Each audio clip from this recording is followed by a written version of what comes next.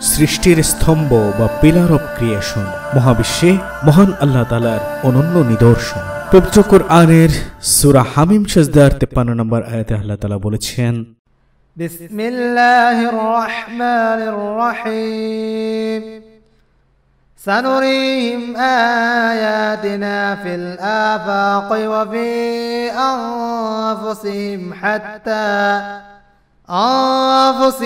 حتى يتبين لهم أنه الحق أولم يكف بربك أنه على كل شيء شهيد।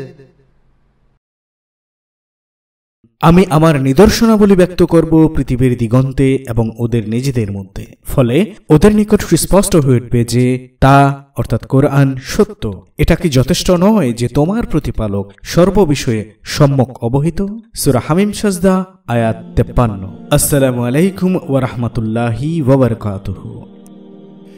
এখন পর্যন্ত এই মহাবিশ্বে একমাত্র বুদ্ধিমান প্রাণী হিসেবে এই মহাবিশ্বের তুলনায় কল্পনাতীত ক্ষুদ্র একটি গ্রহ তথা আমাদের পৃথিবীতে বসবাসকারী লক্ষ প্রজাতির প্রাণীগুলোর মধ্যে কেবলমাত্র মানবজাতি তথা আমরাই আমাদেরকে খুঁজে পেয়েছি। অন্য কোনো প্রাণীদের আমরা বুদ্ধিমান বলতে পারি না, কারণ শুধুমাত্র আমাদেরই রয়েছে চিন্তা শক্তি এবং ভালো মন্দ বিবেচনা সাপেক্ষে সিদ্ধান্ত গ্রহণের ক্ষমতা। আর তাই আমরা মহান আল্লাহর স্রষ্টার সকল সৃষ্টির মধ্যে সেরা তথা আশরাফুল মাখলুকাত। ভিডিওর শুরুতে তেলাওয়াতকৃত আয়াতে মহান আল্লাহ আমাদের তার নিদর্শনাবলী ব্যক্ত করার কথা বলেছেন আমাদের নিজেদের মধ্যে এবং পৃথিবীর দিগন্তে তথা মহাকাশে কিংবা অপর কথায় মহাবিশ্বের সর্বত্র।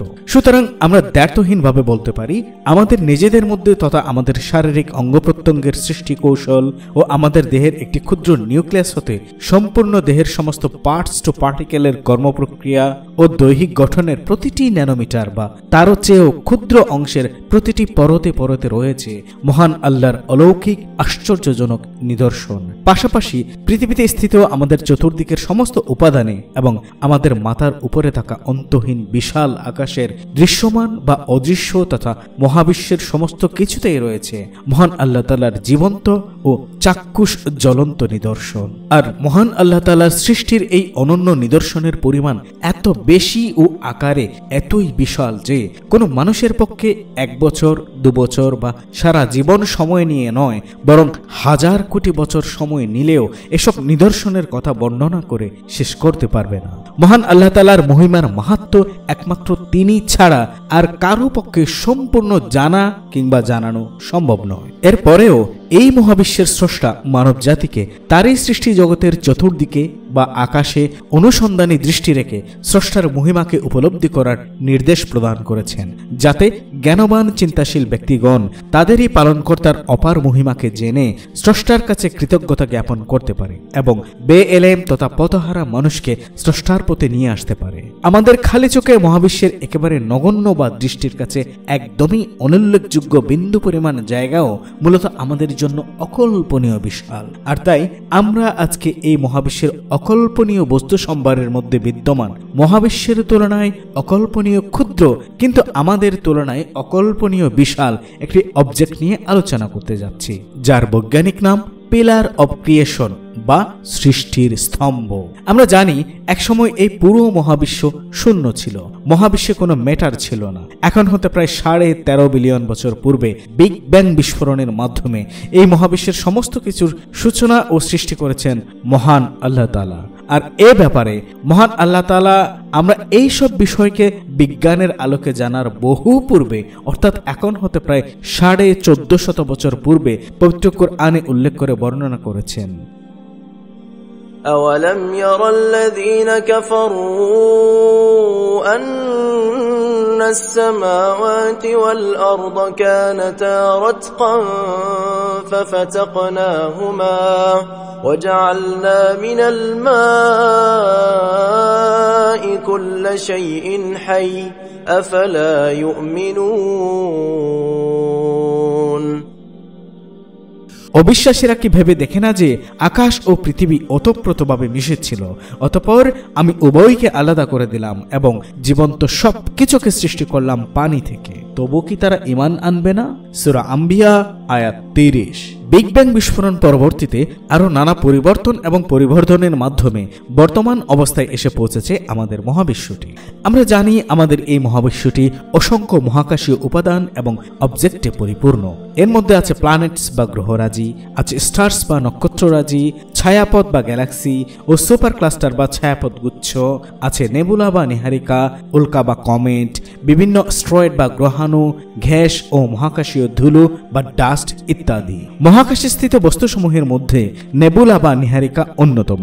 নেবুলা বা নীহারিকা হল মহাবিশ্বের বিভিন্ন ধুলোবালি, পাথর তথা ডাস্ট সম্ভার, যেগুলো কিনা আবার মহাকাশের নক্ষত্র তৈরির র মেটেরিয়াল বা কাঁচামাল। আমাদের নিজস্ব ছায়াপথ বা মিল্কি ওয়ে গ্যালাক্সিতে রয়েছে এরকম অসংখ্য অগণিত নীহারিকা বা নেবুলা। তার মধ্যে উল্লেখযোগ্য কিছু নেবুলা হচ্ছে NGC 262 নেবুলা, লিউরিং nebula, Lyman alpha blob 1 nebula, Himiko gas cloud, Smith cloud, Tarantula Nebula, and NGC 606 Nebula, and 44 Nebula, and 11 Nebula, and NGC 2404 Nebula, and NGC 595 Nebula, and 119 Nebula, Carina Nebula, Dragonfish Nebula, RCW 49 Nebula, Westerhout Nebula, Barnard Loop Nebula, SH 254 Nebula, Prawn Nebula, Eagle Nebula, Lagoon Nebula O well nebula সহ আরো অনেক নীহারিকা।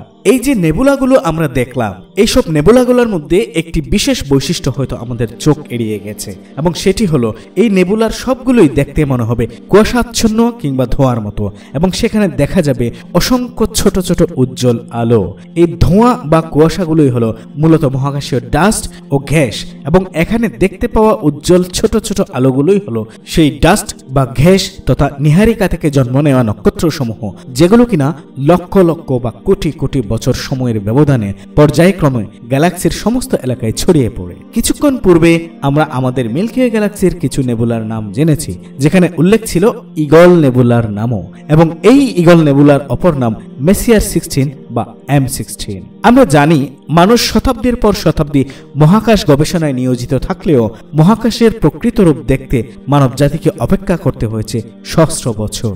আধুনিক বিজ্ঞানের শুরুর দিকে 15 শতকে বিজ্ঞানী Galileo গ্যালিলির আবিষ্কার করা একটি সাধারণ টেলিস্কোপ দিয়ে মানুষের প্রথম মহাকাশ দর্শনের প্রচেষ্টা শুরু হয়েছিল। এরপর 1600 শতকের মাঝামাঝি বিজ্ঞানী স্যার আইজ্যাক নিউটন আবিষ্কার করেন রিফ্লেক্টিং টেলিস্কোপ। মানুষের মহাকাশের বাস্তব দর্শনের প্রচেষ্টা এগিয়ে যায় আরো এক ধাপ। কিন্তু এরপরও মানুষ অনেক প্রচেষ্টা সত্ত্বেও মহাকাশের প্রকৃত রূপ থেকে যায় মানুষের দৃষ্টিসীমার বাইরে। পৃথিবী পৃষ্ঠ থেকে মহাকাশের প্রকৃত রূপ দেখার ক্ষেত্রে সবচেয়ে বড় বাধা ছিল বায়ুমণ্ডল, এবং পৃথিবী পৃষ্ঠ থেকে মহাকাশ দর্শনের ব্যাপারটি অনেকটা পানির নিচ থেকে পানির উপরে দেখার সমান ছিল, তার মানে অস্পষ্ট। তাই মানুষের প্রচেষ্টা ছিল এমন কোন যন্ত্র আবিষ্কার করা যা দিয়ে পৃথিবীর উপর থেকে মহাকাশ দেখা সম্ভব হবে সুস্পষ্টভাবে। এরপর মানুষের দীর্ঘ গবেষণা এবং প্রচেষ্টার ফসল হলো হাবল টেলিস্কোপ। 1990 সালের 24 এপ্রিল পৃথিবীবাসীর মহাকাশ দর্শনের আমূল পরিবর্তনের অঙ্গীকার নিয়ে পৃথিবীর ভূপৃষ্ঠ ত্যাগ করে ঊর্ধ্বাকাশে উড়ে যায় হাবল টেলিস্কোপ, আর মহাকাশ বিজ্ঞানে সৃষ্টি হয় এক নতুন ইতিহাস ও নতুন অধ্যায়। আশ্চর্য রকম সুস্পষ্ট চোখ ধাঁধানো ছবি পাঠাতে শুরু করে হাবল টেলিস্কোপ। প্রতিটি ছবির ডিটেইল থেকে দেখা যায় ও জানা যায় মহাবিশ্বের অসংখ্য অবজেক্টকে সুস্পষ্টভাবে চিহ্নিত হয় নক্ষত্র, গ্রহ, নেবুলা, নীহারিকা ও নীহারিকা পুঞ্জ সহ আরো অনেক মহাকাশীয় অবজেক্ট সমূহকে। মহাকাশ গবেষণাকে যেন হাবল টেলিস্কোপ নিয়ে যায় আরো কয়েক হাজার বছর এগিয়ে, আর এভাবেই দেখা যায় নক্ষত্রদের আতুরঘর কিংবা নক্ষত্ররা কিভাবে জন্ম নেয় ইত্যাদি। হাবল টেলিস্কোপের মহাবিশ্ব অনুসন্ধানে মহাবিশ্বের সব কানে পর্যবেক্ষণের এক পর্যায়ে আমাদের মিল্কি ওয়ে গ্যালাক্সির ঈগল নেবুলার গভীরে পরিলক্ষিত হয় অদ্ভুত 3টি স্তম্ভ বা পিলার। আমাদের পৃথিবী হতে ঈগল নেবুলার দূরত্ব প্রায় 7000 আলোকবর্ষ। ঈগল নেবুলার প্রায় কেন্দ্রস্থলে স্থিত এই 3টি পিলার বিজ্ঞান বিশ্বে এক অদ্ভুত কৌতূহলের জন্ম দেয়, এবং এই 3টি স্তম্ভের নাম রাখা হয় পিলার অফ ক্রিয়েশন বা সৃষ্টির স্তম্ভ। 1995 সালের 1 এপ্রিল আবিষ্কৃত হওয়া পিলার অব ক্রিয়েশনের ছবিটি সে সময় মহাবিশ্বের অন্যতম কৌতূহল উদ্দীপক এবং রোমাঞ্চকর ছবিতে পরিণত হয়। মহাবিশ্বের এক অদ্ভুত সৌন্দর্যমণ্ডিত এই 3টি পিলার মানুষকে মহাবিশ্বে স্থিত বস্তু সম্ভার সম্পর্কে জানার আগ্রহ এবং কৌতূহলকে বাড়িয়ে দেয় অনেক গুণ। শুরু হয় গবেষণা। পিলার অব ক্রিয়েশনের ছবি ধারণের জন্য হাবল টেলিস্কোপের প্রতি মানুষের অগাধ বিস্ময় পরিলক্ষিত। বলা যেতে পারে হাবল টেলিস্কোপকে সারা জীবন মনে রাখার জন্য মহাবিশ্বের বহু ছবি এবং তথ্যের মধ্যে পিলার অব ক্রিয়েশনের ছবিটি অন্যতম। হাবল টেলিস্কোপের দৃষ্টি দিয়ে পিলার অব ক্রিয়েশনের দিকে তাকাতে আমাদের দৃষ্টি দিতে হবে আমাদের মিল্কি ওয়ে গ্যালাক্সির ক্যারিনা স্যাগিট্রিয়াস আর্মে স্থিত ইগল নেবুলাতে, যা কিনা আমাদের চেয়ে প্রায় 7000 আলোকবর্ষ দূরে অবস্থান করছে। এবার আসুন আমরা হাবল টেলিস্কোপের দৃষ্টি দিয়ে ইগল নেবুলার দিকে যাত্রা করি। এই মুহূর্তে আমরা দৃষ্টির অনেক দূরে থাকা এই ঘোলাটে ধোঁয়াশা বা মেঘের মতো যা দেখতে পাচ্ছি তাই হলো মিল্কি ওয়ে গ্যালাক্সির ক্যারিনা স্যাগিট্রিয়াস আর্মের একটি অংশ। আমরা আমাদের অন্যান্য মহাকাশ বিজ্ঞান ভিত্তিক ভিডিওগুলো হতে জেনেছি যে আমাদের সৌরজগতের অবস্থান হচ্ছে মিল্কি ওয়ে গ্যালাক্সির সবচেয়ে ছোট বাহু ওরিয়ন আর্মে, যে বাহুতে অন্যান্য প্রায় 80 কোটি নক্ষত্রদের সাথে আমাদের সোলার সিস্টেম তথা সৌরজগতের বসবাস। ওরিয়ন আর্মের সবচেয়ে নিকটবর্তী বাহু হল ক্যারিনা স্যাগিট্রিয়াস আর্ম। চিত্রে দেখুন বক্রাকৃতির কয়েক লক্ষ আলোকবর্ষ দৈর্ঘ্যের বেশ লম্বা এই বাহুটি আমাদের সোলার সিস্টেমের হোম আর্ম তথা ওরিয়ন আর্মের সবচেয়ে নিকটবর্তী বাহু। আমরা যদি ছবিটি একটু জুম করি তাহলে এখানে দেখতে পাচ্ছি যে ক্যারিনা স্যাগিট্রিয়াস আর্মে ইগল নেবুলার লোকেশন সুস্পষ্টভাবে চিহ্নিত করে দেওয়া হয়েছে। দেখে মনে হচ্ছে আমাদের সৌরজগৎ বা ওরিয়ন আর্মের খুব নিকটেই ক্যারিনা স্যাগিট্রিয়াস আর্মের একাংশ এবং খুব নিকটেই ইগল নেবুলা। কিন্তু প্রিয় দর্শক, চিত্রে দেখতে যতই কাছে লাগুক আসলে এটি আমাদের চেয়ে এক অকল্পনীয় সুদূর দূরত্বে বা আমাদের সৌরজগৎ হতে প্রায় 7000 আলোকবর্ষ দূরে অবস্থান করছে। 7000 আলোকবর্ষ অর্থাৎ আলোর গতিতে বা প্রতি সেকেন্ডে 3 লক্ষ কিলোমিটার, কিংবা আপনি যদি এক বছরে 9,47,000 কোটি কিলোমিটার পথ পাড়ি দিয়েও ইগল নেবুলাতে যেতে চান বা পিলার অব ক্রিয়েশন পর্যন্ত পৌঁছতে চান তাহলে আপনার সময় লাগবে 7000 বছর। অথচ মিল্কি ওয়ে গ্যালাক্সির ম্যাপে এই জন্য একেবারে নিকটবর্তী। তাহলে চিন্তা করে দেখুন মহান আল্লাহর তৈরি আমাদের মিল্কি ওয়ে গ্যালাক্সি কত বিশাল। আর আমাদের এই মহাবিশ্বে এই পর্যন্ত বিজ্ঞানের জানা মতে এরকম প্রায় 2 লাখ কোটি গ্যালাক্সি রয়েছে।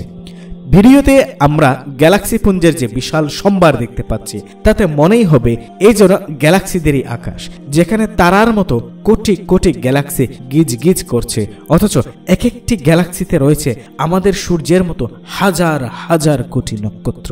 ভিডিও চিত্রে দেখে এটাকে গ্যালাক্সিদের সৈকত বা বেলাভূমি মনে হলেও 8-8 গ্যালাক্সিদের জমাটবদ্ধ গ্যালারিং মনে হলেও একটি গ্যালাক্সি হতে আরেকটি গ্যালাক্সিতে রয়েছে কল্পনাতীত সুদূর দূরত্ব।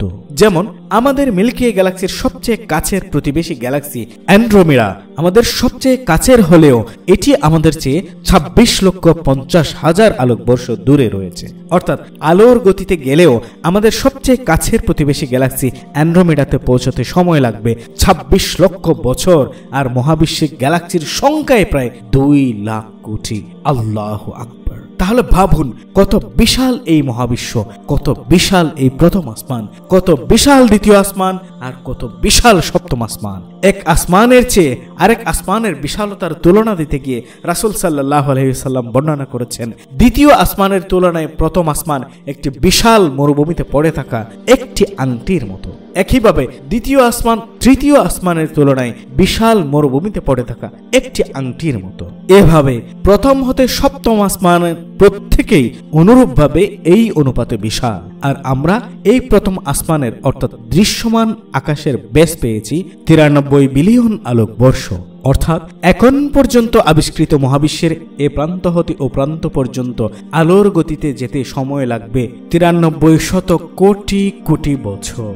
এটাই এই পর্যন্ত মানুষের ক্ষুদ্র মস্তিষ্ক দ্বারা আবিষ্কৃত প্রথম আসমানের সীমানা। পবিত্র কোরআনের আলোকে আমাদের পৃথিবী হতে এ পর্যন্ত আবিষ্কৃত অনন্ত মহাবিশ্ব পর্যন্ত জানতে আমাদের চ্যানেলের আল্লাহ আকারে, ব্যাপকতায় ও বিশালতায় কত বড় শিরোনামীয় ভিডিওটি দেখে আসার অনুরোধ জানাচ্ছি।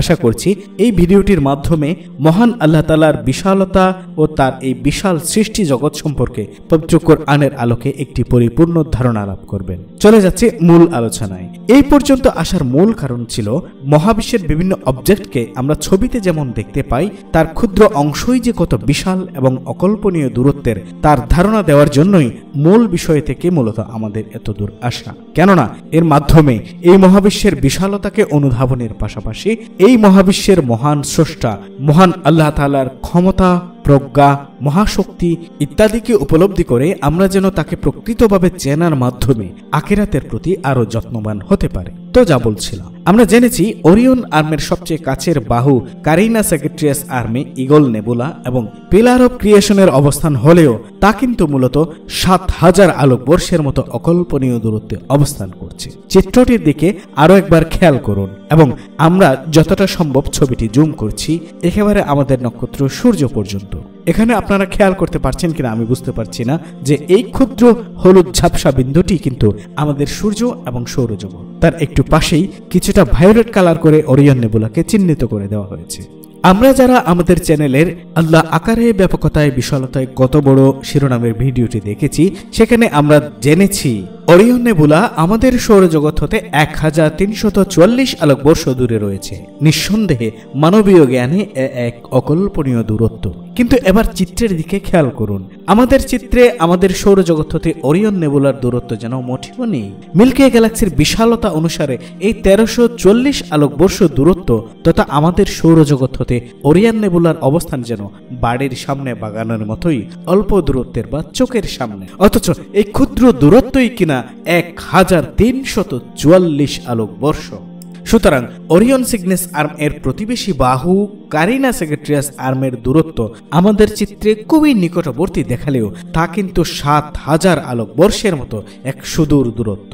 যদি আমরা আরেকটু খুলে বলি তাহলে এই মুহূর্তে ঈগল নেবুলা বা পিলার অফ ক্রিয়েশনের যে ছবি আমরা দেখতে পাচ্ছি তা এখন হতে ৭,০০০ বছরের পুরনো। অর্থাৎ ঈগল নেবুলা বা পিলার অফ ক্রিয়েশনের আজকের ছবিটি আমরা দেখতে পাবো আরো ৭,০০০ বছর পর। কেননা আমরা ছবি দেখতে পাই আলোর মাধ্যমে। যেহেতু ঈগল নেবুলা বা পিলার অফ ক্রিয়েশন আমাদের চেয়ে ৭,০০০ আলোকবর্ষ দূরে এবং আলোয় কোনো বস্তুর ছবি আমাদের কাছে নিয়ে আসে, সেহেতু এগুলোর আজকের ছবি বা সেখানকার আজকের আলো আমাদের কাছে পৌঁছবে আরো ৭,০০০ বছর পর। এবং এজন্যই আমাদের ঈগল নেবুলা বা পিলার অফ ক্রিয়েশনের আজকের ছবি দেখতে আমাদের আরো ৭,০০০ বছর অপেক্ষা করতে হবে। যাই হোক, এবার আমরা আমাদের সৌরজগৎ হতেই পিলার অফ ক্রিয়েশনের দিকে যাত্রা করব হাবল টেলিস্কোপের দৃষ্টি দিয়ে। ছবিতে দেখতে পাওয়া কালো ধোঁয়ার মতো বা কুয়াশাচ্ছন্ন যে লম্বা মেঘের সারিটি আমরা দেখতে পাচ্ছি, এটি হলো আমাদের প্রতিবেশী বাহু বা মিল্কি ওয়ে গ্যালাক্সির কারিনা স্যাগিট্রিয়াস আর্ম। এরপর যদি আমরা ধীরে ধীরে আরো কাছে যাই তাহলে অনেক দূরে কিছু আগুনের ফুলকির মতো বস্তু চোখে পড়ছে। মূলত এগুলোই হলো নেবুলা বা নীহারিকা বা এক কথায় নক্ষত্রদের গর্ভাশয়। আপনারা দেখতে পাচ্ছেন এখানে সারা আকাশ জুড়ে অসংখ্য অগণিত নক্ষত্ররাজি বা তারার মেলা। আমরা যে গতিতে যাচ্ছি তাতে মহাজাগতিক দূরত্বের হিসাবে সেকেন্ডে প্রায় ৫০০ আলোকবর্ষ পথ পাড়ি দিচ্ছি। এখানে দেখুন উজ্জ্বল আলোক সদৃশ্য অনেক নেবুলা দেখতে পাচ্ছি, অতি উজ্জ্বল উজ্জ্বল এবং অতি ক্ষীণ লক্ষ লক্ষ তারা দেখতে পাচ্ছি, যেগুলো কিনা আমাদের সূর্যের মতো, সূর্যের চেয়ে ছোট বা সূর্যের চেয়েও ১০০০ গুণ বড় বড় নক্ষত্র। এখানে বড় ছোট যত নেবুলা আমরা দেখতে পাচ্ছি তার মধ্যে সবচেয়ে দ্বিতীয় উজ্জ্বল যে নেবুলাটি আমরা দেখতে পাচ্ছি এটি ঈগল নেবুলা, যেটি কিনা আমাদের চেয়ে ৭,০০০ আলোকবর্ষ দূরে অবস্থান করছে। এবার আমরা ধীরে ধীরে এই নেবুলার অভ্যন্তরে প্রবেশ করতে যাচ্ছি। এখন আমাদের কাছে এই নেবুলার অভ্যন্তরে অবস্থান করা পিলার অফ ক্রিয়েশনের ছবি স্পষ্ট হচ্ছে। এবার এখানে দেখুন এই নেবুলার অভ্যন্তরে বিশাল বিশাল অগণিত নক্ষত্র, মহাকাশীয় ডাস্ট ও গ্যাসের যে বিশাল সম্ভার রয়েছে তার মধ্যে বেশ কিছু স্তম্ভ লক্ষ্য করা যাচ্ছে এবং মনে হচ্ছে সবাই যেন কোনো কারণে মাঝখানে থাকা অতি উজ্জ্বল কেন্দ্রের দিকে মুখ করে আছে। এই উজ্জ্বল কেন্দ্রটি হচ্ছে মূলত ঈগল নেবুলার স্টার ফরমেশন সেন্টার বা নক্ষত্র গর্ভাশয়। নেবুলাতে বিদ্যমান মহাকাশীয় ডাস্ট ও গ্যাস এর যে বিশাল সম্ভার, সেখান থেকে বিশেষ ফরমেশনের মাধ্যমে লক্ষ লক্ষ কোটি কোটি নক্ষত্র তৈরি হয় এই ঈগল নেবুলার স্টার ফরমেশন সেন্টার বা নক্ষত্র গর্ভাশয় থেকে, এবং এর জন্য অবশ্যই কোটি কোটি বছর সময়ের প্রয়োজন হয়। আচ্ছা, জায়গাটির আয়তন সম্পর্কে আপনার কি মনে হয় বলুন তো? জায়গাটি কত বড় হতে পারে? আমাদের সৌরজগতের ব্যাস হচ্ছে প্রায় 1000 কোটি কিলোমিটার, আর এই উজ্জ্বল এলাকাটি আমাদের সৌরজগতের চেয়েও প্রায় 100 গুণ বড়। এখানে দেখতে পাওয়া অসংখ্য নেবুলা পিলারের মধ্যেই এই 3টি স্পেশাল পিলারই হলো পিলার অফ ক্রিয়েশন বা সৃষ্টির স্তম্ভ। এবার আমরা এই পিলার অফ ক্রিয়েশনের ক্রিস্টাল ক্লিয়ার একটি ইমেজ দেখতে পাচ্ছি, আর পিলার অফ ক্রিয়েশনের এই ছবিটি আবিষ্কারের পর তার বিশেষ গঠনের কারণে মহাবিশ্বে বিদ্যমান ম্যাটার সম্পর্কে মানুষকে ব্যাপকভাবে অভিভূত করে মহাকাশ সম্পর্কে জানার অদম্য স্পৃহাতে পরিণত করেছিল। ক্রিয়েশন অফ পিলারের যতই নিকটে যাচ্ছি ততই এর গঠন সুস্পষ্ট হয়ে উঠছে। মহাকাশীয় এই গ্যাস স্তম্ভগুলো গঠিত হয়েছে এখন হতে, অর্থাৎ ছবিটি যখনকার বা এক কথায় 7000 বছর পূর্বের, তখন হতে আরো কয়েক কোটি বছর সময় নিয়ে এটি গঠিত হয়েছে সময়ের সাথে সাথে। যদি আমরা পিলারগুলোর চতুর্দিকে লক্ষ্য করি তাহলে এর চারদিকে নীলাভ আভা দেখতে পাচ্ছি, যা কিনা পিলারগুলোর চতুর্দিকে বিদ্যমান গ্যাসে অক্সিজেনের আধিক্য এবং উপস্থিতি নিশ্চিত করে। পাশাপাশি লালচে রঙের উপাদানগুলো হলো সালফার এবং সবুজ রঙের উপাদানগুলো মূলত নাইট্রোজেন এবং হাইড্রোজেন গ্যাস। এখন প্রশ্ন আসে, পিলার্স অফ ক্রিয়েশন মূলত কি? পিলার্স অফ ক্রিয়েশন হলো আয়নিত হাইড্রোজেন এবং ইন্টারস্টেলার ডাস্ট বা মহাজাগতিক ধুলোর বিশাল 3টি স্তম্ভ, যারা কিনা মহাকাশের স্তম্ভের মতোই অবস্থান করছে কোটি কোটি বছর ধরে। যদি আমরা পিলারগুলোর আরো একটু কাছে যাওয়ার চেষ্টা করি তাহলে এরকম একটি ভিউজ আমরা দেখতে পাবো, যেখানে মহাকাশীয় জমাটবদ্ধ গ্যাসগুলো আরো পরিষ্কার দেখতে পাবো। আপনারা নিশ্চয়ই এখানে নবগঠিত তারাগুলো লক্ষ্য করেছেন। এই জমাটবদ্ধ গ্যাস ও ডাস্ট থেকে ফরমেশনের মাধ্যমে প্রতিনিয়ত জন্ম নিয়ে চলেছে নতুন নতুন তারা। আর এই যে আমরা ক্রিয়েশন অফ পিলারের যে বিশাল গ্যাস সম্ভার দেখতে পাচ্ছি এবং এখানে বিদ্যমান যে ক্ষুদ্র ক্ষুদ্র তারাগুলো দেখতে পাচ্ছি, এই প্রতিটি তারাই আমাদের সূর্যের মতো বা তার চেয়ে বিশাল বা কিছুটা ছোট। আর এখানে আমাদের পৃথিবীর প্রকৃতিতে দেখতে পাওয়া বিস্তীর্ণ দিগন্তহীন তৃণভূমি, সীমানাবিহীন অন্তহীন সাগর আর বিশাল আকাশ, সবকিছুই বা পুরো পৃথিবী এই ঈগল নেবুলাতে স্থিত ঈগল নেবুলার তুলনায় ক্ষুদ্র পিলার অফ ক্রিয়েশনের ক্ষুদ্র অংশের একটি ঘেঁষের কণার চেয়েও ক্ষুদ্র। আল্লাহু আকবার, নিতান্তই তুচ্ছ, নগণ্য। আর তাই আমরা নির্দ্বিধায় বলতে পারি এই পিলার অফ ক্রিয়েশন মহান আল্লাহ তাআলার বিশালতার এক অনন্য নিদর্শন। এবার এখানে কিছু বিষয় লক্ষ্য করুন। পিলার অফ ক্রিয়েশনে বিভিন্ন অংশে আমরা অতি উজ্জ্বল কিছু অংশ দেখতে পাচ্ছি বিভিন্ন স্থানে, আর এই অতি উজ্জ্বল অংশগুলোকে এক কথায় বলা হয় নক্ষত্র ভ্রূণ।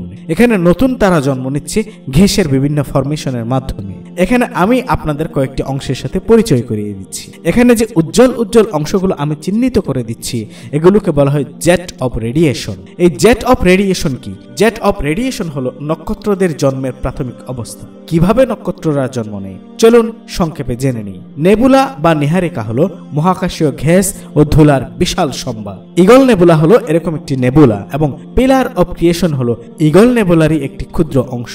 নেবুলাতে স্থিত ধুলো এবং গ্যাসের মেঘগুলো জমাটবদ্ধ অবস্থায় কোটি কোটি বছর থাকতে থাকতে একসময় এর বিশেষ বিশেষ অংশ অস্থিতিশীল হতে শুরু করে এবং এর মাধ্যমে নক্ষত্র সৃষ্টির একেবারে ভ্রূণ পর্যায়ের শুরু বলা যায়। এই নেবুলাতে স্থিত ধুলা এবং গ্যাসের মেঘগুলো একে অন্যের সাথে সংঘর্ষ অথবা পুরাতন কোনো নক্ষত্রের ধ্বংসযজ্ঞে বা সুপারনোভা বিস্ফোরণের শক ওয়েভের কারণে মেঘগুলো অস্থিতিশীল হয়ে পড়ে। এতে মেঘগুলো বিভিন্ন আকার এবং আকৃতিতে ভাগ হয়ে যেতে পারে। শুনুন, এই মেঘগুলো কিন্তু আমাদের পৃথিবীর মেঘের মতো না।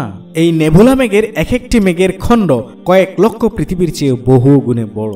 এদের মধ্যে সবচেয়ে ভারী মেঘের খণ্ডগুলো নিজেদের মাধ্যাকর্ষণের টানে ছোট ছোট কুণ্ডলী পাকিয়ে যায়। আর একটু আগে আমি আপনাদের নেবুলা বা পিলার অফ ক্রিয়েশনের যে বিশেষ বিশেষ স্থানগুলো চিহ্নিত করে দিয়েছিলাম বা জেট অফ রেডিয়েশন বলে চিহ্নিত করে দিয়েছিলাম, এবং এগুলোই হলো সেই কুণ্ডলী যা কিনা নক্ষত্র সৃষ্টির প্রথম ধাপ বলা যায়। সময়ের সাথে সাথে এই কুণ্ডলী আরো ছোট হতে থাকে এবং একসময় এই কুণ্ডলীর কেন্দ্রে ক্ষুদ্র একটি আলোক গোলকের সৃষ্টি হয় যাকে বলা হয় প্রোটোস্টার। প্রোটোস্টারের মাধ্যাকর্ষণ বলের কারণে গ্যাসীয় মেঘের ভারী উপাদানগুলো নবসৃষ্ট প্রোটোস্টারের কেন্দ্রের সাথে আরও যুক্ত হতে থাকে। প্রোটোস্টারকে একটি নতুনভাবে গঠিত হতে যাওয়া নবজাতক তারার কেন্দ্র বলা যায়। নবগঠিত হতে যাওয়া তারার কেন্দ্রে ভারী মেঘের খণ্ডগুলো কুণ্ডলী আকারে প্রোটোস্টারের চতুর্দিকে প্রচণ্ড বেগে ঘুরতে থাকে। কেন্দ্রে তখন তাপ, চাপ ও ঘনত্ব বাড়তেই থাকে। এভাবেই কেন্দ্রে ক্রমান্বয়ে ভর বাড়তে থাকে এবং মাধ্যাকর্ষণ শক্তি বাড়তে থাকে। সাথে সাথে নেবুলাতে গঠিত হতে যাওয়া নতুন তারার চতুর্দিকে থাকা গ্যাস ও মহাকাশীয় ধুলো আরও যুক্ত হতে থাকবে। যুক্ত হওয়ার সময় এগুলো প্রচণ্ড গতিতে ঘুরতে ঘুরতে নক্ষত্র কেন্দ্রে যুক্ত হতে থাকবে। চিত্রে আপনারা যেমনটা দেখতে পাচ্ছেন। এর ফলে শক্তিশালী বাতাসের সৃষ্টি হবে এবং সেই বাতাস কেন্দ্র থেকে বাইরের দিকে বইতে শুরু করবে। একসময় কেন্দ্রের ঘনত্ব এবং তাপমাত্রা এতটাই বেড়ে যায় যে নিউক্লিয়ার বিক্রিয়া শুরু হয়ে যায় এবং এর মাধ্যমে নবজাতক নক্ষত্রটি আলো ছড়িয়ে তার নতুন জীবন শুরু করে। নক্ষত্রটির কেন্দ্র বাইরের দিকে চাপ সৃষ্টি করে, যা কিনা মাধ্যাকর্ষণ বলকে ভারসাম্য দেয় এবং নক্ষত্রটি স্থিতিশীল হয়ে যায়। নক্ষত্র তৈরির সময় যে কাঁচামাল বা র ম্যাটেরিয়াল কিংবা এক কথায় নেবুলাতে স্থিত বিশাল গ্যাস ও মহাকাশীয় ধুলো সম্ভার থেকে যেগুলো নক্ষত্র গঠনের প্রাথমিক পর্যায়ে নক্ষত্র কেন্দ্রের সাথে যুক্ত হয়েছিল, তার সবই কিন্তু ব্যবহৃত হয়ে যায় না। নক্ষত্র গঠনের সময় নেবুলা হতে মহাকাশীয় ডাস্ট ও গ্যাসের ভারী মেঘগুলো নক্ষত্র কেন্দ্রের সাথে যুক্ত হওয়ার সময় যে আন্তঃনক্ষত্রীয় বাতাস কেন্দ্র থেকে বাইরে বেরিয়ে আসে, তখন সে বাতাস আসার সময় কিছু উপাদানকে সাথে নিয়ে আসে, যার ফলে কিছু ম্যাটেরিয়াল নক্ষত্র গঠনের কাজে লাগে না। তবে এরা বাইরে বেরিয়ে আসলেও নক্ষত্রটির মাধ্যাকর্ষণ শক্তি এবং অভিকর্ষ বলের কারণে নক্ষত্রকে ছেড়ে যেতে পারে না এবং চক্রাকারে নক্ষত্রকে প্রদক্ষিণ করতে থাকে। পরবর্তীতে ওই উপাদানগুলো ধুলো, ময়লা, পাথরখণ্ড, গ্যাস ও বরফখণ্ডের সংমিশ্রণ আকারে নক্ষত্রকে প্রদক্ষিণ করতে করতে একসময় ওই নক্ষত্রটির গ্রহ, উপগ্রহ, গ্রহাণু, উল্কা সহ আরো বিভিন্ন অবজেক্টে রূপান্তরিত হয় এবং ওই নক্ষত্রটির একটি সৌর পরিবারে পরিণত হয়। শুধু তাই নয়, বরং উপাদানগুলো ওই নক্ষত্রকে প্রদক্ষিণ করতে করতে গ্রহ উপগ্রহে পরিণত হওয়ার সময় সমগোত্রীয় উপাদানগুলো আলাদা আলাদা হয়ে মৌলিক উপাদান ভিত্তিক গ্রহ গঠন করে থাকে। যেমন মিশ্রিত উপাদানগুলো হতে পানি আলাদা হয়ে পানি বা বরফের গ্রহ তৈরি হতে পারে, যা উৎকৃষ্ট উদাহরণ আমাদের ইউরেনাস এবং নেপচুন, যারা কিনা পানি ও অ্যামোনিয়ার মতো তরল দ্বারা গঠিত। আবার গ্যাসীয় উপাদানগুলো আলাদা হয়ে গ্যাসীয় উপাদানের গ্রহ তৈরি হতে পারে। তারও উৎকৃষ্ট উদাহরণ হলো আমাদের সৌরজগতের সবচেয়ে বড় গ্রহ বা গ্রহরাজ বৃহস্পতি, যার মূল উপাদান হচ্ছে হাইড্রোজেন গ্যাস, এবং দ্বিতীয় বৃহত্তম গ্রহ শনি, যার মূল উপাদান হলো নাইট্রোজেন। আর এসব তরল এবং গ্যাসীয় গ্রহকে বলা হয় জোবিয়ান প্ল্যানেট।